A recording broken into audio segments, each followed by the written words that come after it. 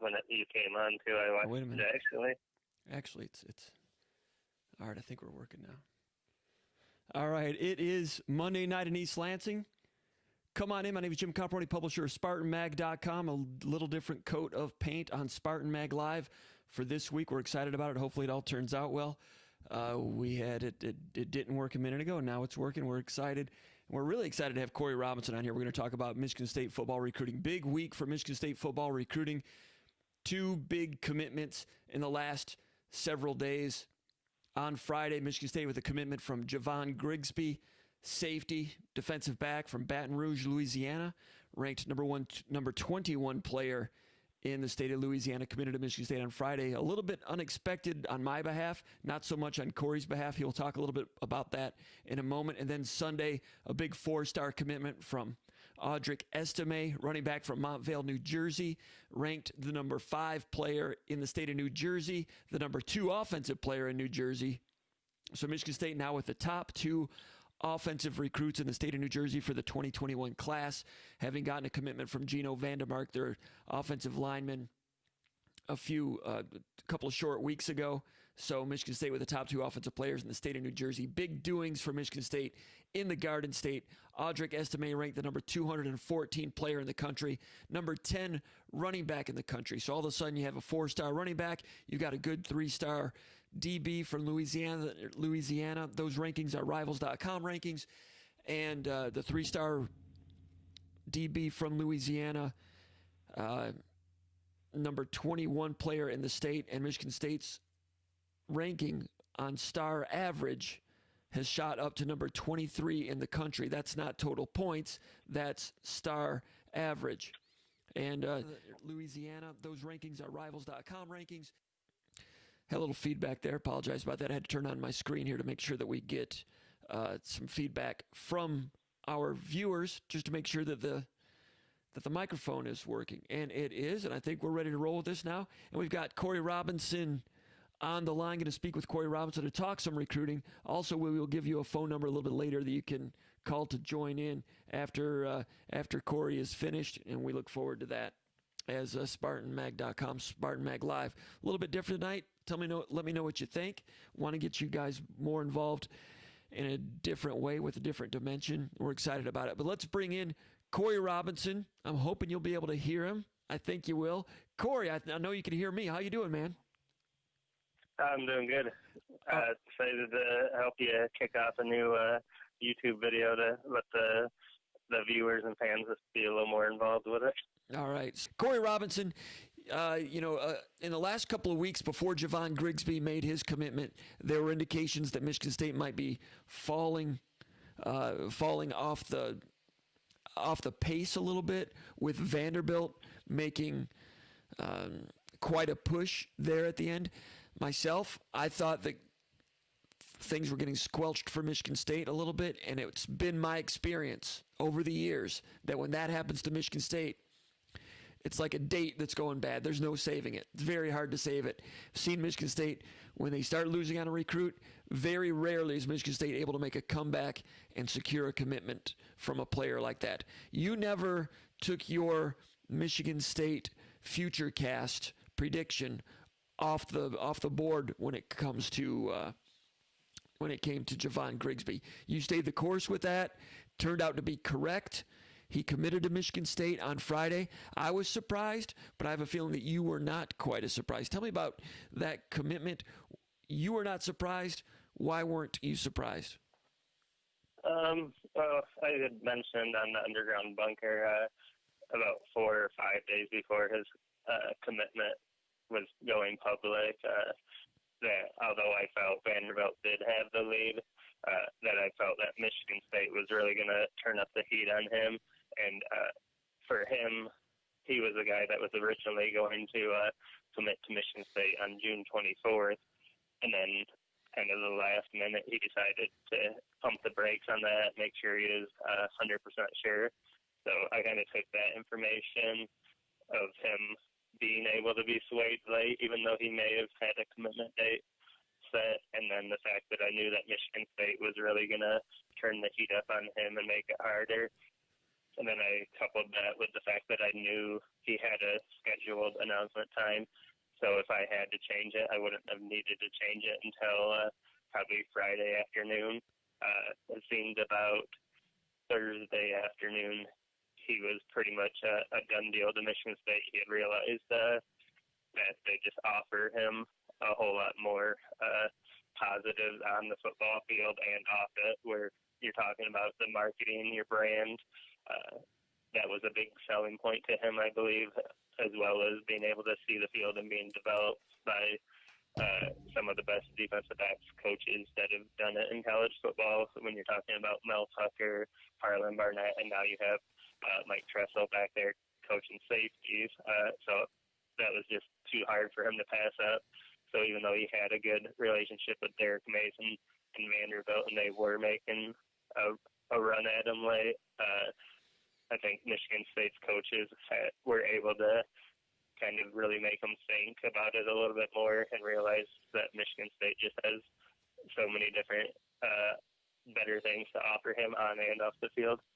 That's interesting, the off-the-field aspect of it, that Michigan State drove home and drove home and drove home. When you talk about Vanderbilt, you're talking about a great university. They have a lot to offer off the field as well. And if I'm not mistaken, Javon Grigsby is a 4.1 GPA kid, so a guy that's really well-rounded. For Michigan State to not shy away in the face of Vanderbilt and all of their academic prowess, for Michigan State not to shy away at all and to say, hey, we can offer a lot of things off the field in even more ways than possibly Vanderbilt. I don't know if I agree with all that. It depends on what he wants to study. But in terms of a sell job, Michigan State coming up aces in that regard to sell the off-the-field thing, go toe-to-toe with Vanderbilt, and go into SEC country and get a kid Louisiana over Vanderbilt. When you watch him play, number 21 player in the country, good hitter. You're watching video of him right now. Hard hitter, plays middle field safety quite a bit, comes in as a slot area safety, physical tackler, listed at about 6 feet. Looks like he plays at about 6 feet to me. There's some people saying that he might be a little bit smaller than that, but I don't think he plays much smaller than that. Physical, well-schooled, good acceleration, accelerates through the tackle. Not a guy that has to break down to make a tackle. Not a guy that makes downstream tackles. Through the target, aggressive, well-schooled with some of those physical sweep tackles as well.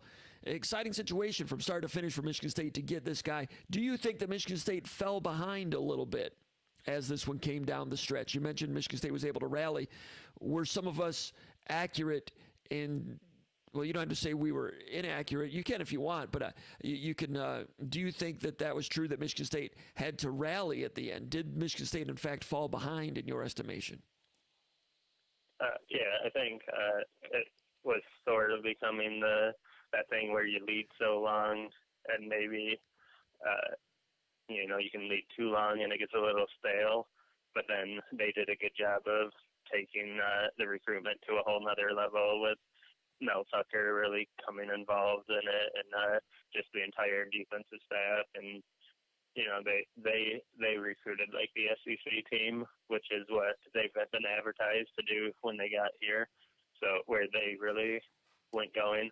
And then I just wanted to clarify that off the field, this wasn't so much academics as it was visibility, or that when the national likeness thing coming up and all of that. I think that was stuff that they sold just because you look at Michigan State, who has a very strong, passionate fan base, where Vanderbilt doesn't really care about football at all. So you're not going to get marketed as a Vanderbilt football player. So that was what I was meaning off the field, where they kind of hammered it home that Michigan State offers a lot more than that avenue, as well as the obvious that they're a much better football program. And Michigan State getting an assist, no question about it, from Corday Hankton, one of Michigan State's analysts. I believe he has an analyst role, might be a GA. I'm not sure. I should have looked that up. But he's from Louisiana. Mel Tucker met him, I think, when Mel Tucker was coaching at the University of Georgia. Kept tabs with him when he went out west to Colorado, and when he came to Michigan State, had an opportunity for Cordell Hankton. Much respected in Louisiana, former police officer, I believe, well networked in the youth sports arena in Louisiana and high school football. And Javon Grigsby mentioned Hankton as someone that he trusted in this process. Is that the read that you got on this as well?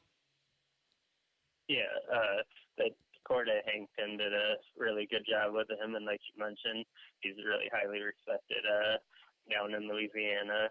His brother's actually down on the Georgia coaching staff, so they're kind of a big family for football down there. And then on top of that, Ephraim Reed, who's the assistant running backs coach, is also down in Louisiana. I believe he played for the Raging Cajuns down there. And then I also believe that the running backs coach, William Piegler, has a connection to that area as well. So they got a few people that have ties to the Louisiana area, and I expect to see them continue to recruit that area hard moving forward.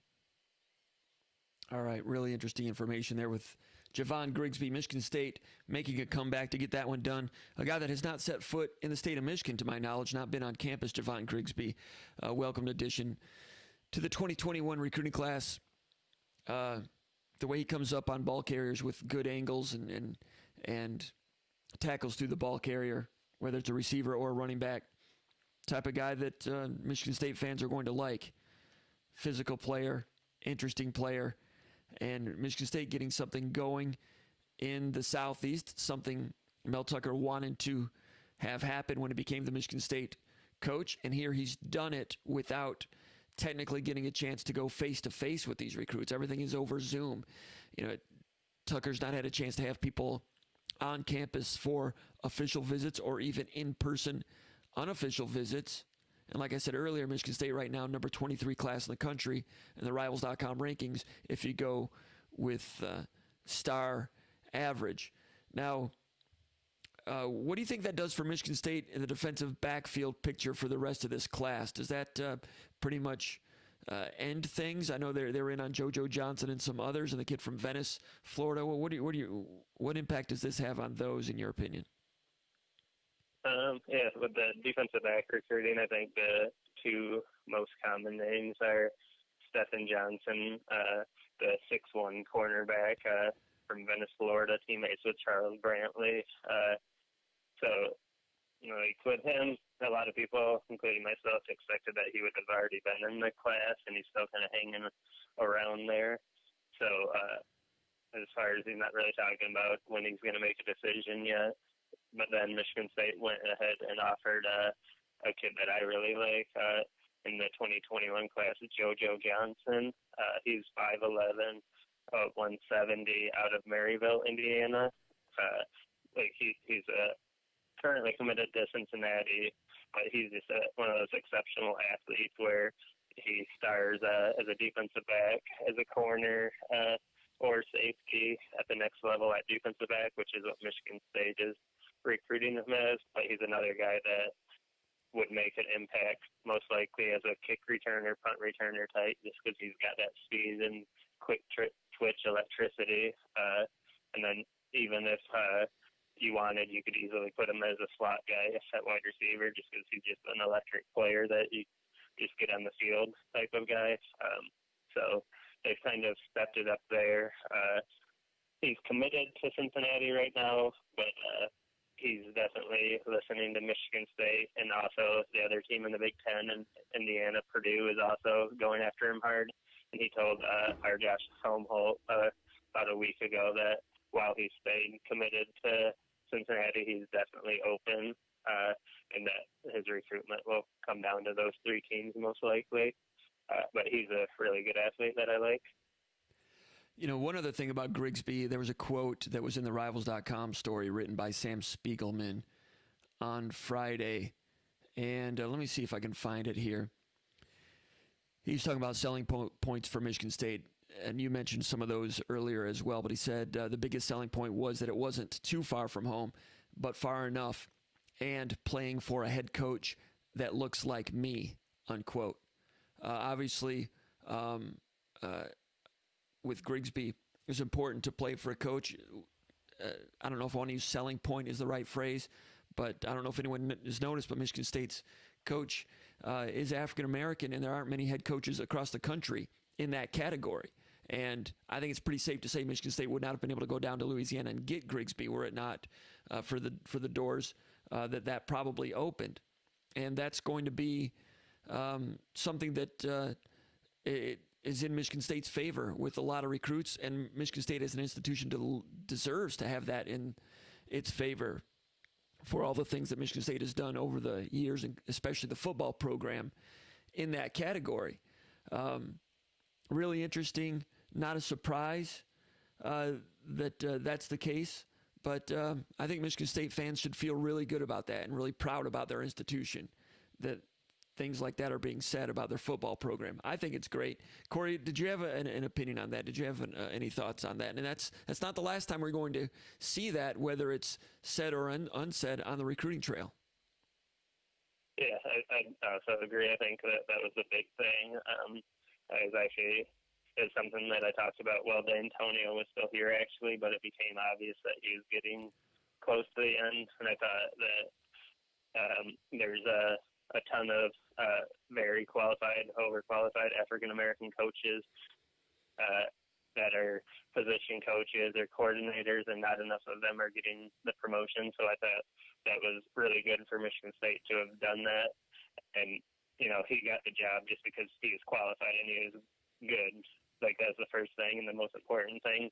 But to have that is going to be a very good selling point to a lot of the kids that are also African American, or they came, from a spot, because he's from Cleveland, which is, so he's been there. He understands maybe more what some of the kids are going through, and they can look at him as an inspiration of what they can become with hard work and all of that. So I feel a lot of the players probably think that already, and you give Grigsby credit for coming out and saying it publicly, and I do think it's something that will pay huge dividends down the road. And even just beyond him, they just have a really young staff that kind of gets it, and they identify with the kids, which was maybe a knock from the old staff, if they had one, was that they eventually got a little older and maybe they weren't connecting on that level with the kids. So I think with Tucker, he's always going to stay on top of what's popular right now and have a staff that is like that too. So definitely something to watch for going forward. And I think you'll see a lot more guys maybe come out and say that now that Grigsby has taken the plunge and been the first one to publicly say it. It's an exciting time for Michigan State football. Mel Tucker, interesting for those reasons, of course. That can open some doors, and then when those doors are open and they actually meet with Mel Tucker has a great presence about him. And we know about the football resume, but he's also an energetic salesman. The combination of all those things, when you mix that formula with a campus like Michigan State, good facilities, the Big Ten stage, it's a formula in this regard that hasn't been tested yet. And there's a lot of potential energy there. And Tucker got this one done down in Louisiana. He's made some waves in the state of New Jersey. And when he has a full recruiting cycle, I know a lot of people are interested and intrigued to see what he can do in the state of Michigan and in his home state of Ohio. Might not be a great year for talent in Ohio. That's what a lot of people thought, coming into the 2021 recruiting cycle, and I think last year's as well. But Ohio's not going to stay down for long. There's going to be players there, and there's always overlooked players. And it will be interesting to see what kind of networking takes place in Ohio with this staff. As far as New Jersey goes, big news for Michigan State, the commitment from Audric Estime, running back, powerful little guy, explosive guy. Not a little guy, he's a strong guy. He can move the pile a little bit, gets through contact pretty well. Michigan State seemed to be the leader for a long time and then finished the show on Sunday. A little bit of concern in terms of Michigan State getting in the friend zone a little bit with Grigsby and Estime. Didn't happen. Michigan State finished it off, got Estime on Sunday, 4-star running back. Michigan State with 3 players in this recruiting class so far that are Rivals.com 4-star players. Buckley from Florida, Vandermark from New Jersey, Estime from New Jersey, going that far from home to get it done again without having the usual recruiting, all the oars in the water because of what's going on. Michigan State got it done. Impressive. Your thoughts on Michigan State finishing the deal with Audric Estime? Yeah, there's a commitment that I love personally just because he fits what they want to do. When Mel Tucker was hired in his press conference, he says we're going to be a team that's going to run the ball on our terms. And that meant, everybody in the stadium can know they're going to run it, but they're going to run it and they're going to be successful. And a guy like Estime, who on Rivals, he's listed at 5'11", 210 pounds. But talking to people around him, he's probably closer to 6'1" now and around 220. And I don't know if anybody's seen the pictures of him in the off season, but he's completely changed his body and he looks better than most college and NFL running backs at this point, and he's only a 16-year-old senior, so that's also something where he's a younger guy for his grades. So I think he's still got a lot of growth to go. As far as his style, though, he's got a lot of power and speed. He's a downhill runner. He's got a little bit of make you miss, but he's more of a straight ahead type of guy, one cut type of thing. So they'll get that. So if he gets some more hip flexibility as he goes along, then that just adds another thing to his belt as a runner. You look at him, obviously he's a guy that once he learns the technique, he's going to be a strong blocker for you in the passing game. He shows a pretty good job of catching the ball out of the backfield already. And then as far as the recruitment went, he's a number 10 in the country as a running back, but a lot of staff wrote him off as going to Rutgers because his ex-high school coach was the running backs coach for Rutgers this year, and many people felt he was brought in to get Audric Estime and Gino, and that didn't work out. But you give him credit because where they said he didn't force them, like he would obviously tell them, I obviously want you to be here, but at the end of the day, you got to do what's best for you. Where not every coach would be able to hold that relationship that they had with them as younger guys, and with the pressure he had to get those guys. So, obviously that stings for him, and he's probably getting more grief from a Rutgers fan base than he deserves because, if you just look at the two programs, Rutgers and Michigan State, that's apples and oranges. Michigan State has a lot more success to sell, and they actually have been successful lately. So I think obviously his coach can be happy that both of his guys made the best decision for themselves, even though he would have loved to coach them at college too. Amazing. Couple announcements I want to make. Hey, thanks for the personal sponsorship from Depend. $4.99 in the tip jar. I'd ring my bell. I don't have it right here. I got to bring the bell back down here. And thanks a lot. Depend says thanks, Comp, for the best and most accurate MSU communication available for Spartan fans. Thanks. You said to Comp, but thanks Corey Robinson. Also, Corey Robinson, the recruiting anchor of SpartanMag.com, doing a great job as always. Justin Thind, doing a great job as always. Paul Konerdijk, doing a great job. The video you're watching of Audric Estime, that video is from Jersey Sports Zone. Go give them a follow on YouTube, Jersey Sports Zone. They do a great job with video, and visit their sponsors as well. At the end of that roll, there's a note of who their sponsor is, so make sure you check them out as well. You mentioned going to New Jersey and defeating Rutgers. Rutgers right now, it's not like the Chris Ash Rutgers. They just hired Schiano coming back as a guy who's done well there in the past. So he's trying to, get everybody fired up again. And when he had a good program going back in, the first part, like 2008, 2007, in there a little bit, 2009, when he was doing that, his big thing was to recruit and keep the New Jersey kids at home. And he was able to do that. He's an effervescent, energetic guy. Now he's trying to do that and rekindle that spirit again. So and he was hired in December. So he came in with a lot of fanfare, able to recruit with that big honeymoon momentum, going to do it again. So even though Rutgers has been down, right now they're trying a rebirth. Schiano hires Augie Hoffman, the former head coach there at Montvale St. Joseph, who coached Gino Vandermark and Audric Estime, who you see there in the highlights. And for Michigan State to just go in there with a new coach, they're not necessarily selling right now Mark D'Antonio 2015 college football playoff. Yes, they can sell recent success and better facilities right now. Rutgers is trying to build, but to do that and to get those guys, Vandermark and Estime, to come in for unofficial visits, unofficial tours. They weren't able to go into the football building and have a sit down with the coach face to face. All those things working against Michigan State, and they're still able to defeat Rutgers for these guys. Michigan State's recruiting in New Jersey. I don't think we're about to hear the end of Michigan State recruiting in the Garden State. They did not get the commitment from Mekhi Bayer a few last week when he committed to Nebraska.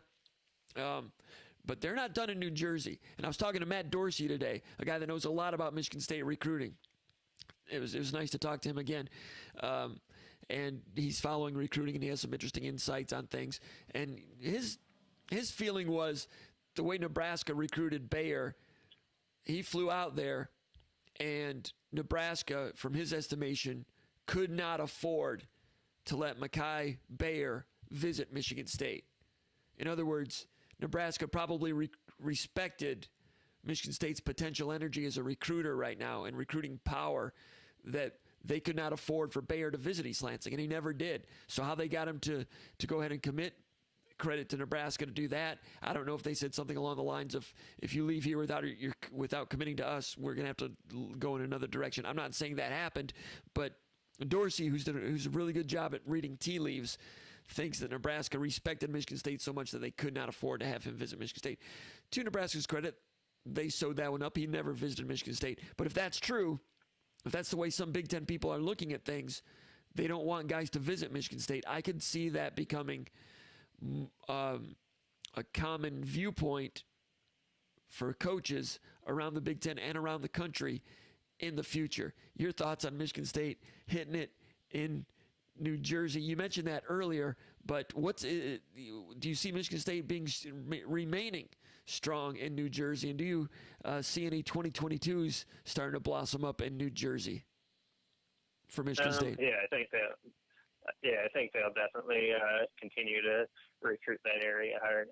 And the same with Bayer. I don't think that recruitment's done. I think if visits happen, Michigan State's going to do all they can to get him to just come up to make sure. So I wouldn't put that one to bed. Nebraska's got the lead right now because he's in their class, but we've seen with this coaching staff that they're going to go to the whistle or until the ink dries, so I expect they would still do that with Bayer going forward. But 2022 class, I believe they have 7 New Jersey prospects offered already. I think that number will go up as the season starts this year, October 2nd, I believe, in New Jersey. They'll see more guys, offer more guys. There's a couple guys, Steve Ngali, he is a quarterback that was pretty high on them. I have a feeling he'll end up at Notre Dame. That was kind of his dream school, and they came in and offered. So I don't know if that one will happen for them. But they also have, some offensive linemen, defensive linemen, corners out there. Jihad Campbell, he's a weak side defensive end. He's a good-looking prospect. Seems to have a lot of interest in Michigan State early.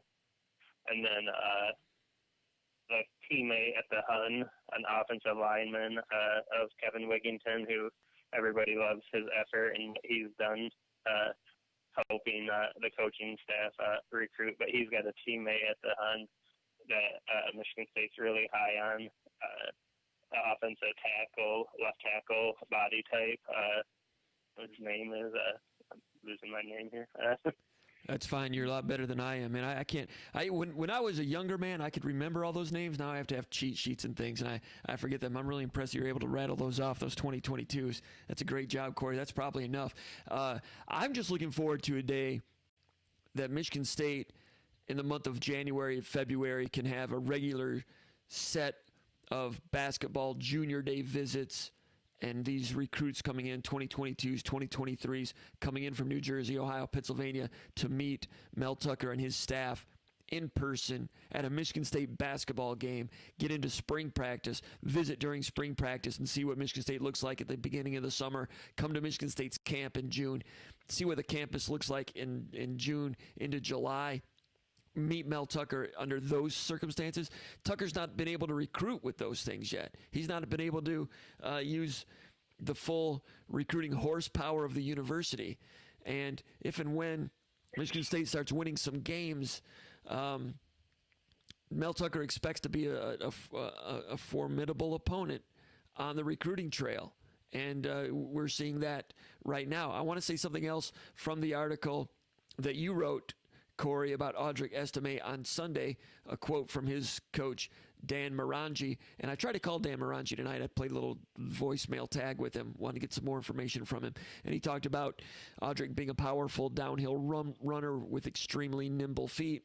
And another quote that he said is, Michigan State's getting an all-state player both on and off the field. Quote, he's a captain and leader of our squad, brings his infectious smile and positive attitude every day, always looking to get better, unquote.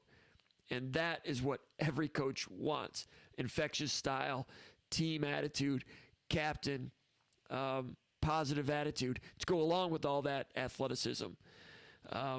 Those are things you're not, as we watch film and look at the recruiting rankings, those are things that we don't know about unless we speak to a coach. And coaches aren't going to say that about every single player. Not every player can be a captain. But those things remind me a little bit of Javon Ringer as a personality a little bit. Edwin Baker had a little bit of that also. But good job, Corey, getting that information about Audric Estime in your story. I also want to mention, hey, we got another tip jar. Chris Trainum, $10 sponsorship. Appreciate that, Christopher. Appreciate you. You're here a lot most weeks. Appreciate your posts and your contributions to Spartan Mag Live. Chris Trainum says, got to give it up for Jim in the format this week. Love it. And also love having Corey Robinson here breaking it down. Now, as far as questions that were posted over at the Underground Bunker message board, we will get to those also after we let Corey go. And the show's, it's not going to be as good once Corey leaves. So I'll have a phone number here, and we will allow you guys to go ahead and call and get that going. But some recruiting questions over in the mailbag area. Okay, MSU Pat from Atlanta posted this on the Underground Bunker message board.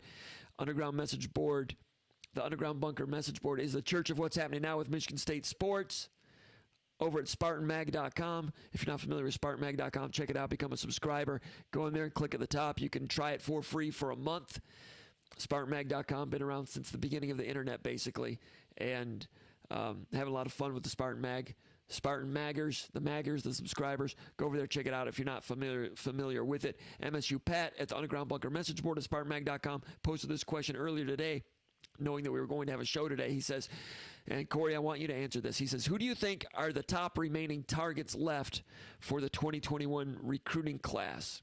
Also, do you assume the coaching staff has stopped recruiting running backs in this class, even the top one in the state of Michigan? So, Corey, your thoughts about what's next, or who are some of the top targets, and what's next for Michigan State recruiting? Any oranges or yellows out there?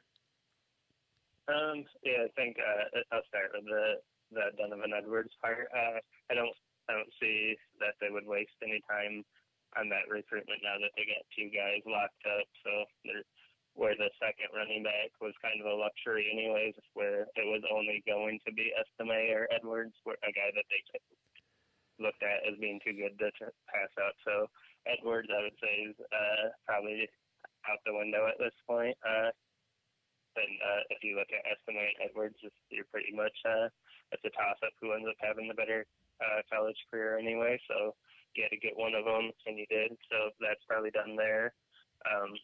As far as what names are out there going forward, there's Ruquan Buckley out in the Grand Rapids area there, Wyoming, Michigan, Goodwin Heights.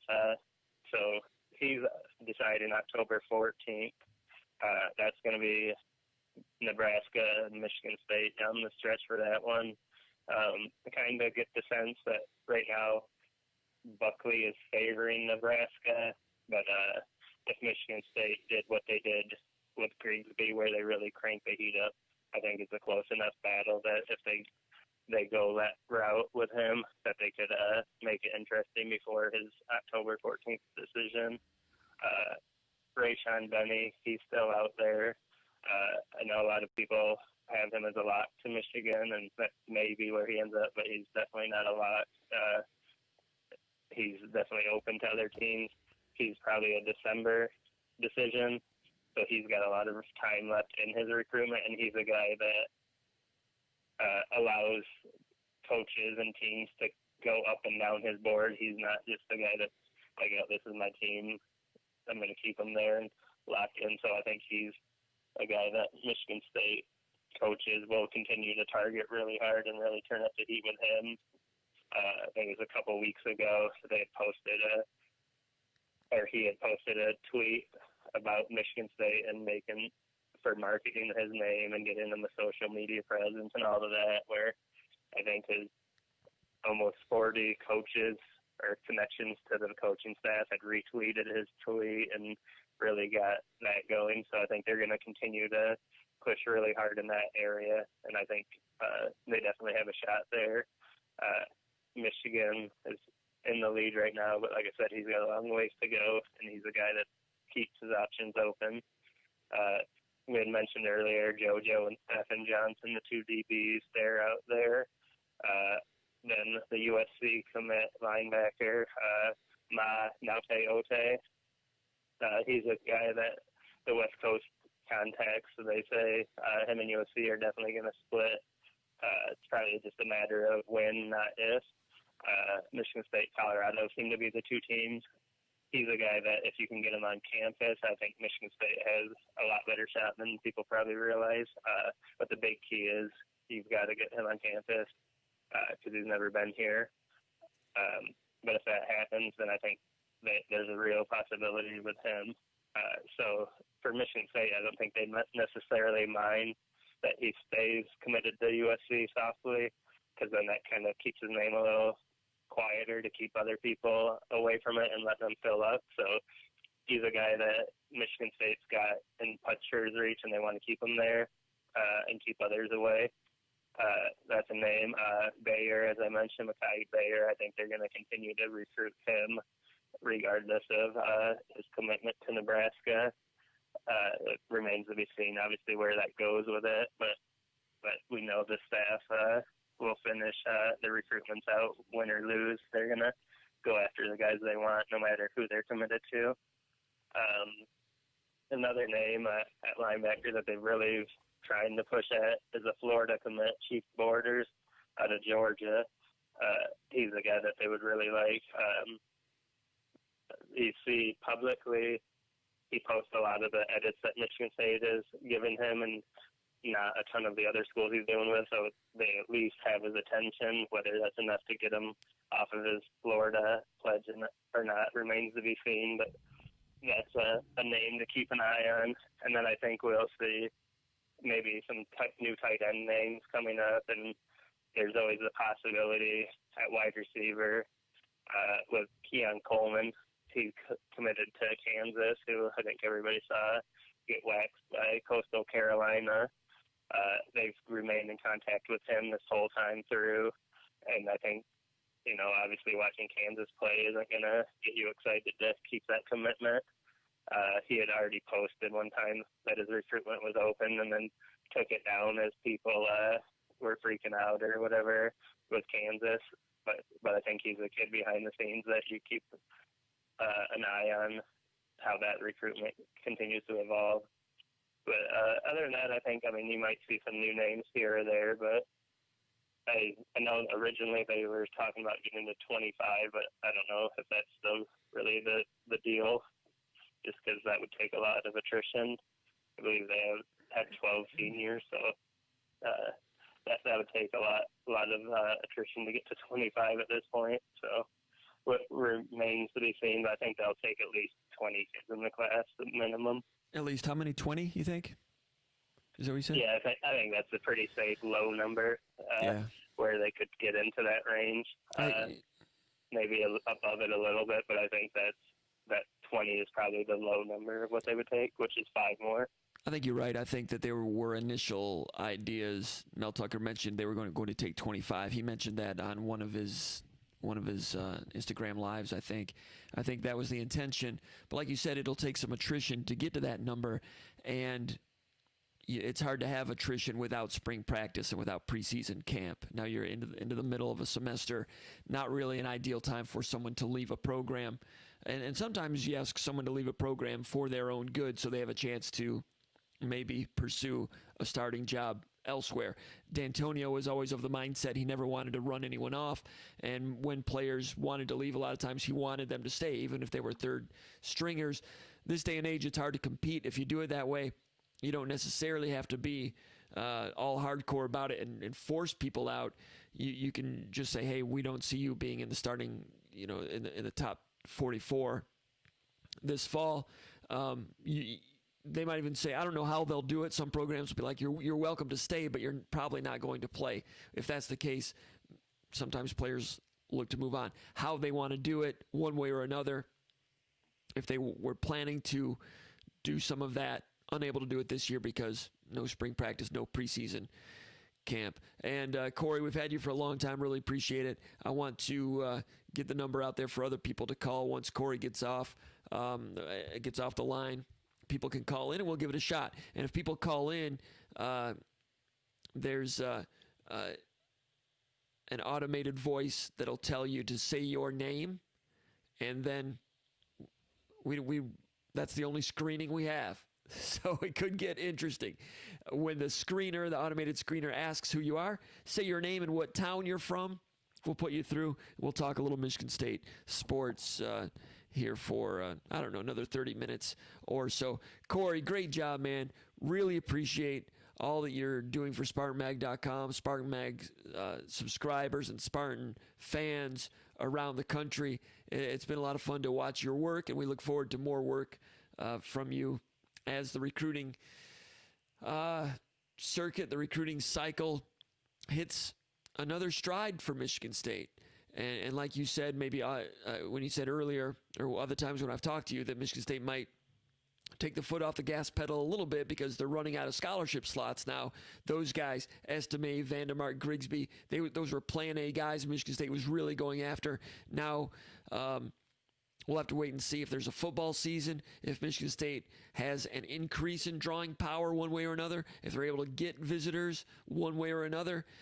You don't want to fill up right now and realize that you had more power to do other things later on. So maybe Michigan State will ease up a little bit and look to see what's going on in the future. Corey, I'm just wondering what your opinion is on all this talk about, the Big Ten, with the vote. Are they going to play? Are they not going to play? October 17th, all these things going on in your place of work and Michigan State fans that you talk to, or even in that great mind of yours. What's going on in your head when you hear all this stuff about, well, they might not play till January, or the spring might not play at all, and all of a sudden, maybe they'll be in pads starting tomorrow.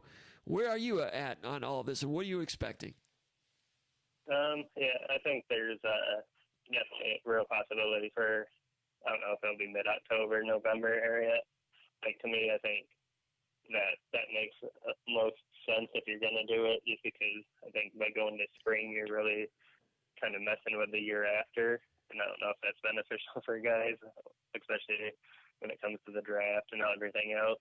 And also, if you start now, then those top-tier teams still have a chance at the college football playoffs and for there to be a natural college football playoff.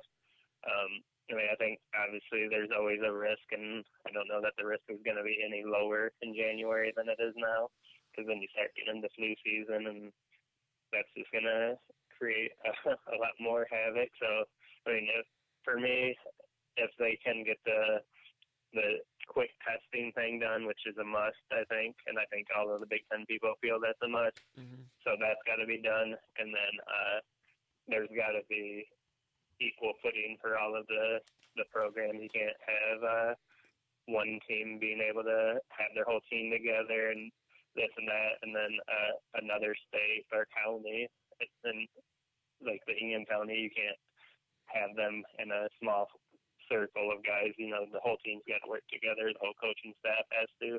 So at the Big Ten, I think coaches are on board with, if it's safe, we can have quick testing, and you put every team on an equal platform as far as the numbers and everything goes. Then I think October, November makes the most sense to me if there is a season.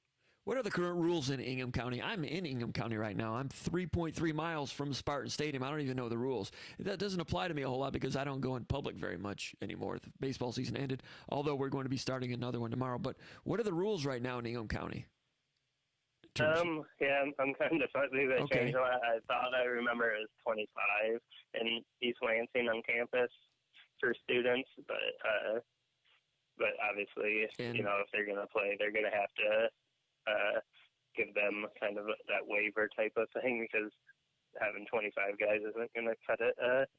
And then obviously when you have games, you're going to clearly have more than 25. So that would have to be adjusted for sure. A lot of people are overlooking that aspect of it. The Detroit Lions somehow, some way have had team meetings going on and managed to form a football team. I don't know what the rules are in Wayne County. You have any thoughts about that? That's something that no one talks about. They talk about it in the West Coast, that in the states of Oregon and California, if they wanted to play in the Pac-12 and restart the season, they might have trouble in those states as well. Any thoughts about that? I ask you because you're in the medical field. Yes, I think that's the only way that it will be agreed on by the Big Ten also, where maybe it's not talked about publicly as much, but behind closed doors, like that's something that has to happen. It's got to be equal footing for all 14 teams as far as participation goes. And then, again, the testing, you got to have that quick testing that they're promised by some people that have, whether that's actually ready to roll is up for debate, but the people smarter than me feel like they can make that a thing. So if you get equal footing, you get like rapid testing, then I think there's a shot at the season this fall. All right, Corey, I'm going to let you go, and appreciate your time. All the Michigan State fans, all the Spartan Maggers, all the people tuning in right now, they appreciate your work also. So, Corey, appreciate it. You take care. I'll talk to you soon. Anything else you want to say? No, just that. Thanks for having me as the first guest in the new format, and expect some more. I guess we didn't talk about it a whole lot tonight, but 2022, that could be something that ramps up a lot, and I think you guys will see some names and some states we're not used to popping up there now that they have equal footing. Mississippi, Georgia, Louisiana, again, kind of that southeast area.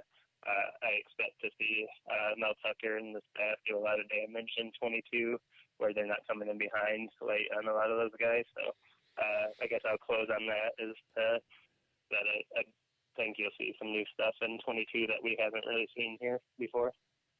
All right, appreciate it, Corey. You take care. Thanks for joining us. And those of you that are watching right now, Spartan Maggers, you go ahead and you can see the phone number. You give it a try.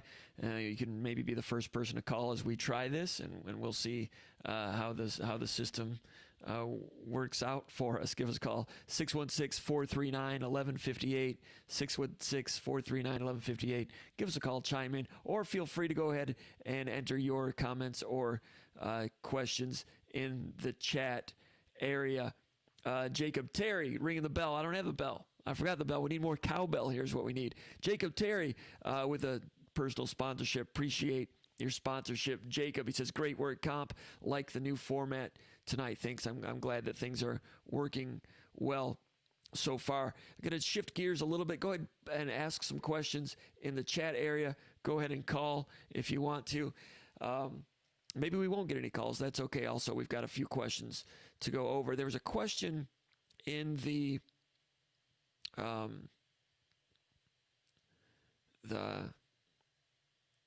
mailbag area asking. I want to give the person credit for asking the question. It came in kind of late. It was one of the last questions here. All right. It was from JPL in DeWitt. Actually, I think I know that guy. Good to see you, JPL. Might see you on a baseball field here pretty soon.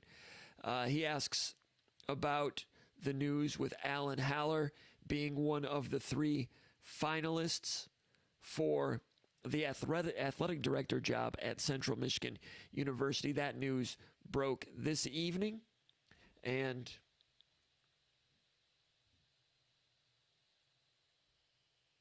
thought I had a call there, but hold on a second. No, it was just a text from Amy. Anyway, about Alan Haller. See, I've got a ringtone, and I'm concerned that the ringtone might be a copyright infringement, because when you're doing a YouTube video and the monetization is on, and if that music comes on and I didn't change the ringtone, I'm worried about copyright infringement. It could shut the whole operation down. The ringtone is the theme from Hockey Night in Canada, and I'm not sure if that, I'm sure it is copyrighted. It sure is a copyright property, because a few years ago there was a big dispute between CBC and TSN as to who could use that song. If you live along the northern border of the United States, Buffalo or Detroit, probably even up near New Hampshire, definitely Boston, Maine.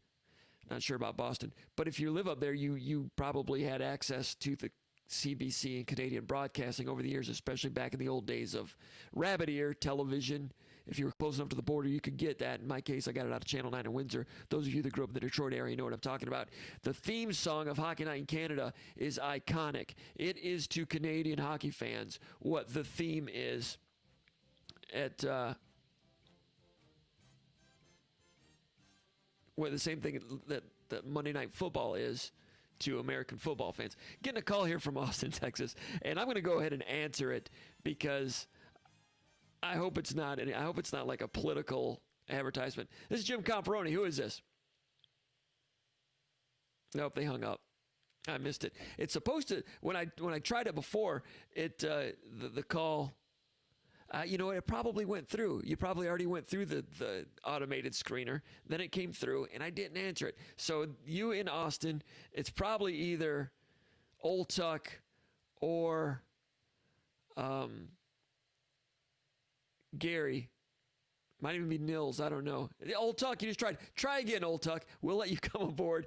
I blew it, because I'll recognize your number next time. Let's try it again. Hey, Old Tuck, it said I wasn't available.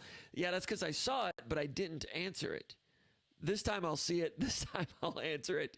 It's a good thing this isn't a bus, because I would have crashed it already, but we will try it again, and we'll get to that Alan Haller point in a moment.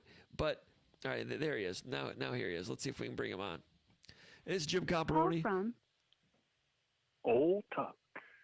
To accept, press 1. To send a voicemail, press 2. Old Tuck, I think you're on now. How you doing, man? Old Tuck here. The bell cow. Austin, Texas. The bell cow is here, and I'm from, I hail from Ludington, Michigan, and that's Bob, Oregon country. Bob, Oregon country. Well, I'm glad that you I'm glad you sat through the automated screener. I'm glad that I only messed it up once and not twice. But Old Tuck, those of you that are watching for the first time, Old Tuck is a frequent contributor here, usually via the chat area, with a lot of whimsical comments comparing current Michigan State players to usually very pedestrian, forgotten Michigan State players of yesteryear. You just mentioned Ludington, Bob, Oregon country, big number 94, the hardest tight end to tackle in Michigan State history. And Old Tuck, I posted this on the Underground Bunker the other day. All of a sudden, Wisconsin Badger Classic came on Big Ten Network. The 1993 Wisconsin versus Michigan State. The Tokyo Dome. I'm like, classic? That was a beatdown. Michigan State getting beat by a very good Wisconsin team. The first breakthrough Barry Alvarez Wisconsin team went to the Rose Bowl. That Wisconsin team did. And they've been a national player ever since. But that was their breakthrough year with Darrell Bevel at quarterback and Terrell Fletcher at running back, Brent Moss at running back. Anyway, they were playing Michigan State in 93. Michigan State was a very up-and-down team in 93. I had an extensive post about it on the Underground Bunker the other day. But I saw Bob, Oregon, And he caught one pass, and it took 3 Badgers to tackle him. His size and balance, it was comical at times, that big dude from Ludington. And you remember it well, the way he used to carry tacklers down the field, right, Old Tuck? Oh, sure I do. And he played in high school against Muskegon Heights and Sim-Q Moody and Augustus Butts and some of the great names. I sure do. I graduated in 1998 from there, and then in 03 from Michigan State. And I'll just keep it short because I know the Big Toe probably wants to call. But, kind of staying with my theme, one of my favorite players of all time is Boo Boo Thompson. But my question to you tonight is there anybody on this current roster that compares to Willie the Polar Bear Comerford? And I'll hang up and listen. One more thing. Don't hang up yet. Let me write that one down. Sure. I'll write that one down. You are from Ludington. Was Ludington part of the Seaway Conference back in the old days, or no? Sure. Greenville, Fruitport, Orchard View, all right. Muskegon Heights. Pretty good football back in the day. Yeah, and Muskegon had a really nice run there with Orchard View and Mona Shores. Muskegon Reese Puffer. Yeah. The reason I bring it up is you were talking about Sim-Q Moody. We've talked about that before. He was a great player at Muskegon Heights. They beat Belding. That was when I was covering high school football in the Greenville-Belding area in the early 1990s. And Belding had just turned the corner for a brief period of time. They were a great power under Irv Sigler. Had a very interesting system. One of the Cummings kids was a scholarship player running back at Michigan, and then another Cummings kid came to Michigan State as a walk-on from Belding. Anyway, they lost to Sim-Q Moody and Muskegon Heights in the playoffs at Belding. Yep. But around that time, you mentioned the Seaway Conference. Did you happen to watch the Michigan State-Chicago Bears game yesterday by any chance down in Texas? Probably not, right? Anyway, I did not. No. There was a little rhubarb, a little infraction. A player for the Detroit Lions he went to the referee and kind of ducked his head to demonstrate what a player for the Bears had done, meaning that there was something that he thought should have been flagged, but he ducked his head and made contact with the official. You can't touch the officials. He got too close to him, hit him in the sternum, and that official was kind of taken aback by it, threw the flag, kicked him out of the game. Do you know who that official was? It was Alex Kemp. If you remember the Kemps. Greenville. Exactly. A long line of Kemps, I think, kickers, and I do remember that. And one of them punted at Central Michigan. I think it might have been him. I'm pretty sure that's Alex Kemp, who was an excellent player at Greenville back in those days. His father was a referee in the National Football League in the early 90s. And I saw this Kemp coming up from Greenville as an official. And I know there was an Alex Kemp and a Zach Kemp from back then. Excellent athletes, excellent kids. Yep. Back when I was 24 years old, a youngster just graduated from Michigan State, went there and covered high school football. And it was a great place to cover high school football because they were serious about it. And at our little newspaper, we covered it at the Greenville Daily News like it was the Super Bowl. When Belding played Ionia, we had, game story, sidebar, column, everything. There was no internet back then, and those were the good old days. Yep. And, back in those days, we would cover the games on Friday nights. And sometimes on Saturday, I'd go out to get breakfast at the local diner. And more than once, I didn't have to pay for my breakfast because there was somebody in the diner and maybe I'd written about their kid or something. And it was all good news back then because they're high school kids. It's small town news, right? The good old days. The Seaway Conference, Greenville Belding. Anyway, I wanted to... Seaway Conference. And you used to print SpartanMag out of Greenville. Yeah. My dad got that up until you discontinued it because he can't do a computer. He's high school teammates and friends of Mike Hankwitz, who's still the defensive coordinator at Northwestern now. Okay. Was at Wisconsin, A&M, Colorado back in the day with the old guy that was on the 30 for 30 there. But yeah, old Mike Hank is still one of the best in the business at age 62. Absolutely. And a really nice guy, really good guy, plays good defense, likes to blitz. But anyway. Excellent. Thanks for taking my call, Comp. I really appreciate it. I appreciate all you do. All right, Old Tuck, check the screen right now. We said that you were on the horn, so thanks for contributing. So there goes Old Tuck. Appreciate it, man. Thanks for calling in. And if you want to call, you got the number there. We'll take a few more phone calls. As far as Alan Haller goes, and it's just a matter of time before we get some unsavory call, but we'll work on it, and we'll field those as we go. You got to field the good hops with the bad hops. We're not afraid of that. Alan Haller, former Michigan State player, former police officer with DPS on campus, I think, and also became a member of the athletic department, was instrumental in the coaching search when he and Mark Hollis and Tom Izzo interviewed coaches and eventually hired Mark D'Antonio in December of 2006. Alan Haller has continued to be a valued part of the athletic department, and according to insiders, when Michigan State went after Luke Fickell and then that one was fumbled, Michigan State had to circle back and go after Mel Tucker, and Alan Haller, it's my understanding, was a key figure in helping that one come to fruition. Bill Beekman did a lot of hustling in the back channels also, and then in the initial days of the Mel Tucker administration, Alan Haller, it's my understanding, was an important person in getting, if Tucker needed something, Alan Haller was very good at making sure things were done quickly. And Alan Haller is and has been doing more and more in that athletic department.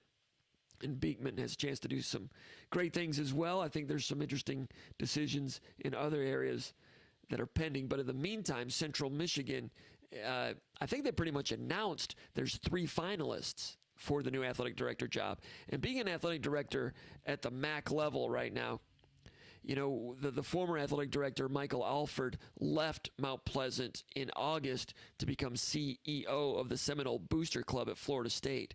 So leaving an athletic directorship at the MAC to go and head up a booster club at an ACC school, that's the way it is right now, because with the mid-major conference teams and the budget problems that they have, trying to be an AD at that level, something that Michael Alford certainly didn't want to do. That's why he left. Now it's going to be interesting to see if Alan Haller, in fact, wants to go ahead and take this job, if it's offered to him at Central Michigan. Others that are up for that job, Amy Folan, who's Executive Senior Athletic Director at the University of Texas. So, kind of a vice athletic director at Texas. And then Derek Vander Weer, who is Assistant Vice President, COO, and CFO for Arizona Athletics. I assume that means the University of Arizona Athletics. So Alan Haller's in there. And the question was, what would Michigan State lose if they lose Haller? I mentioned some of those things a moment ago. And through the transition process into the Mel Tucker era, Haller was instrumental in helping with that.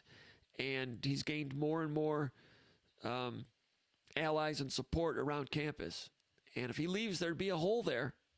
I don't think they want to lose him. Question is, do you really want that job at Central Michigan?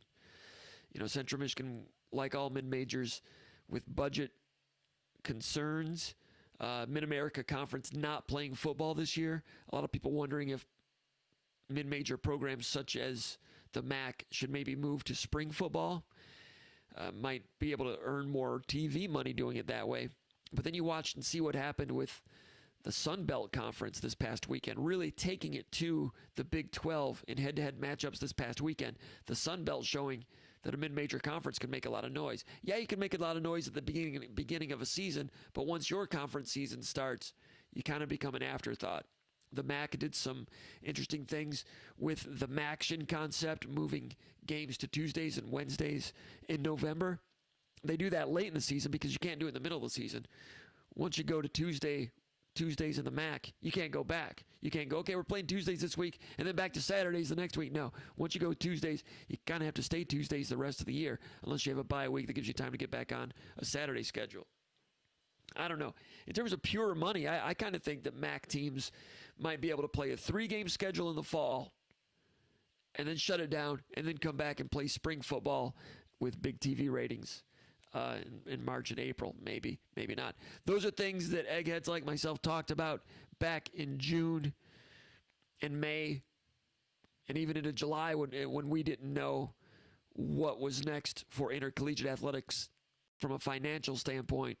But now that you're seeing football again, ACC has started up, Big 12 started up, SEC is going to start up at the end of the month. Maybe we'll get some of that return to normalcy, maybe even more fans in the stands and the stadiums. I'm not sure. I don't know what the right and wrong thing is in that, but with more normalcy, the cash flow can begin again. And then maybe 2021 will look more like the old days, and some of that money will trickle back to the MAC schools. I don't know, but Alan Haller's in the middle of it, and it sure bears some watching there. So go ahead, call in with some questions if you want, or you can ask some questions over here in the chat area. As far as other topics, let's go to Mike from Macomb. A question that he posted over at the Underground Bunker message board. He says, "Is there a season? If there is a season and it starts on October 17th or 24th, then I assume a third schedule would have to be released by the Big Ten, because the second schedule, in which Michigan State opens up with Minnesota, is a 10-game schedule, and I doubt they would have time to play 10 games. If so, the prep for the first opponent is going to be limited at best. Have you heard any discussion about a third schedule being released if they decide to play?" Third schedule, I've not heard that yet. But I think you're right. If they began October 17th, which is what some of the talk is right now, if they began October 17th and played 10 games without any interruptions, 10 games, no bye weeks, and no postponements, they could play 10 games, and the 10th game would be November 19th. That's kind of late. I think you're right. If you start looking, well, is that what that'd be? No, let me check my math again. If I look at October 17th, okay, 17th, 24th, 1, 2, 3, 4, 5, 6, 7, 8, 9. I'm wrong. That would go to December 12th. Or December 19th. That's a whole different thing. Yeah, December 19th. That makes more sense. That would, 10 games would get to December 19th. Yeah, I mean, then you would have a Big Ten championship game December 26th. Then take a couple weeks off, national championship playoff January 14th. That'd be tough. I don't know if they could do 10. They'd probably have to do 8 games to make that work. You know, as far as what's going on with Michigan State football, a lot of interesting things in terms of what teams are doing right now to get ready.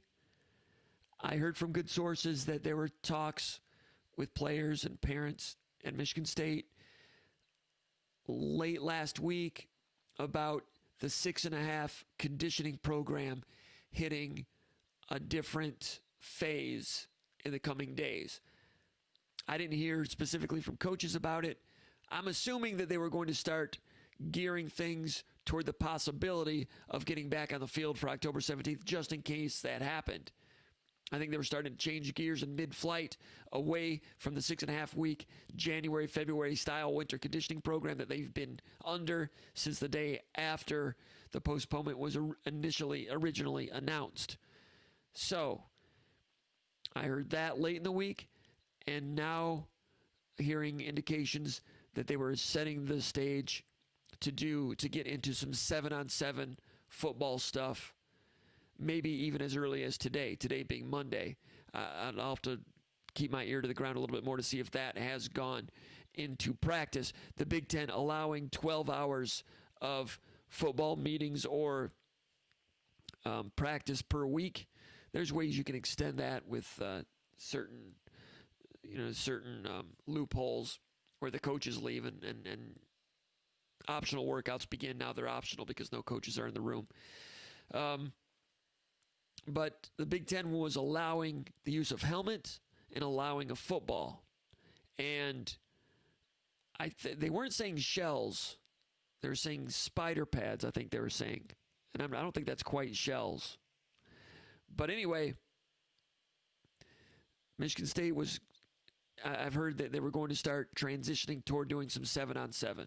That would be, of course, tight end, running back, receivers against linebackers and DBs. That's no line play. It's just drop back, pass routes, route combinations, coverages, which they've not been doing they've decided to focus all their effort in strength and conditioning. Other programs might be doing 7-on-7s. Michigan State at the time was thinking, we're not going to play till the spring. He wanted to work on the bodies and frames of his players so that when the time came, that if stronger people are as strong as they could be. But now pulling the plug on that 4 weeks into it, they felt that the coaches were impressed with the amount of retention and knowledge that the players brought to the field for the first 4 days of camp when they were able to practice in early August, based on the concepts that they learned during the Zoom meetings. Now, they weren't able to get into the micro levels of things. They weren't able to get into the exact quality control of how things were done, but they were happy with the way people fit and knew the concepts on a macro level. So they knew that. They're like, okay, let's shelf that. Let's work on the guys individually. And now maybe shifting back to some 7-on-7. In the meantime, I mentioned this on the Huge Show earlier today and mentioned it on the Underground Bunker message board. Justin Rose, who is a subscriber to SpartanMag.com, a good friend of ours in the media corps, he tweeted today being Monday, that he went over to the big house outside the stadium in Ann Arbor at the University of Michigan and saw what he said was Michigan players practicing in full pads. Now, I wasn't there to see if it was full pads, shoulder pads, and leg pads, the thigh boards, and all of those things. I texted him to see, are you sure they're practicing full pads? And he said yes. And I said, I didn't think the Big Ten was allowing that. And he sent me one of these emojis like, I don't know. I don't know if they are allowed to. Maybe they are. I'm not saying that Michigan broke the rules, or if they were kind of bending the rules. Maybe it's another, Jim Harbaugh being defiant. He likes to push the envelope and do those kind of things. Did they get on the field in pads today? That's what Justin Rose said. I didn't see it with my own eyes, but it's an interesting thing to think about as these talks continue, with sources saying that the Big Ten is getting closer to possibly restarting the season. When that's the case, all of a sudden, boom, you're 4 weeks away, T-minus 4 weeks away from kicking off. Okay, if you get a few extra days in pads, who's going to be more prepared than others? That would be the next race to see who can get prepared in time. I'm not sure where all of that is headed. I've talked about it on the Underground Bunker message board. According to my sources, and we wrote this on the bunker, and I think I'm the first. I didn't see anyone else saying this at the time, and I think other people are kind of, that information is leaked out more, that the Big Ten would like to have a unanimous vote. They would like it to go 14-0. If enough presidents flip and it becomes 9-5, that is enough, 60%, to overturn the previous vote. If that vote was, in fact, a legitimate official vote. The athletic director at Penn State wasn't sure that an actual official vote took place. Okay, so 9-5 could flip it, but it's my understanding the Big Ten is not interested in going in a 9-5, and that would just be more divisiveness and differences of opinion. They would like to lock down a 14-0. Well, they're losing time right now. It's Monday. Nothing happened, unless something happened since we went on the air. So can they get to a 14-0 by Tuesday or Wednesday? It's going to need to happen pretty quickly. Dan Patrick said something on his show earlier this morning that there's a chance that he heard from his sources that several Big Ten schools could play without Michigan and Michigan State, and maybe one or two other Big Ten schools. Then I think it was the president from the University of Wisconsin came out and said, no, that's not going to happen. It's not going to be a fragmented Big Ten, which I believe. Secondly, I don't believe that this would go forward without Michigan and Michigan State. Thirdly, I don't think Michigan and Michigan State would want it to go forward without them. It's hard to know. We talk to sources, we hear from some people, but presidents aren't exactly having press conferences about these things, at least for the most part, in the 14-member Big Ten institutions. All right, let's go over to the chat area, see if there's any questions over here. In the meantime, let me see if I can.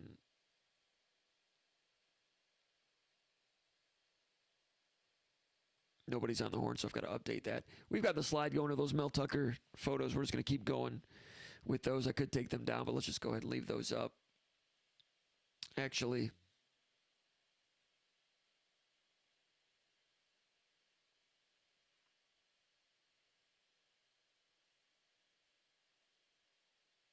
Actually, let's just go back to here. Sorry about the dead air. All right, let's go to the see if we have any questions. Jacob Terry, appreciate that sponsorship. He says, what are your thoughts on Justin Martin and MSU's chances? You know, Justin Thind takes that question. Appreciate Justin doing this. He says, Michigan State's the slight leader for now with Martin. Expect him to be one of the first people to schedule a visit when allowed. Justin Thind, great job at SpartanMag.com. Doing a lot of work in a lot of ways. Behind the scenes, in front of the scenes, certainly a valuable member of the SpartanMag.com news organization. Justin Martin, by the way, is a quarterback, junior quarterback, 2022 out of Inglewood, California. Michigan State's been in on him early. And like Justin said, I mean, someone who's that far away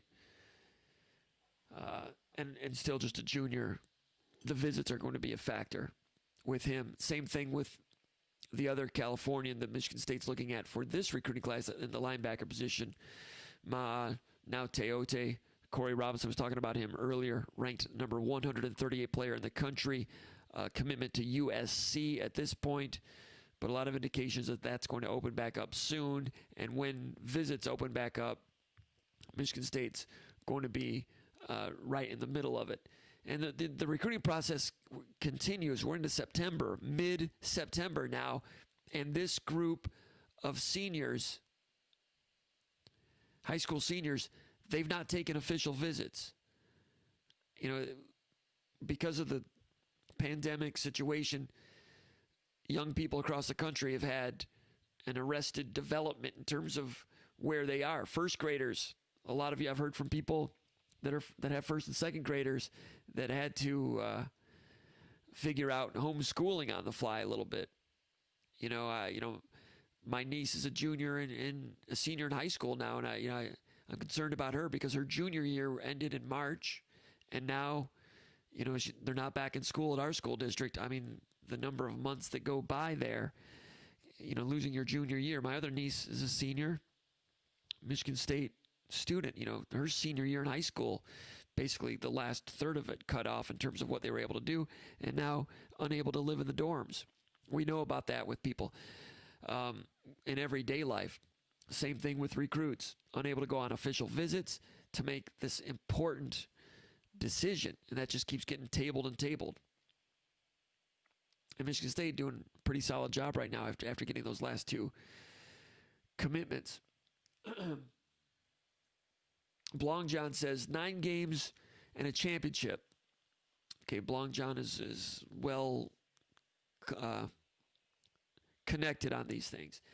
And we were talking earlier about how long is the season going to be. 10 games would take you to, what did I say, December 19th. So 9 games would take you to December 12th.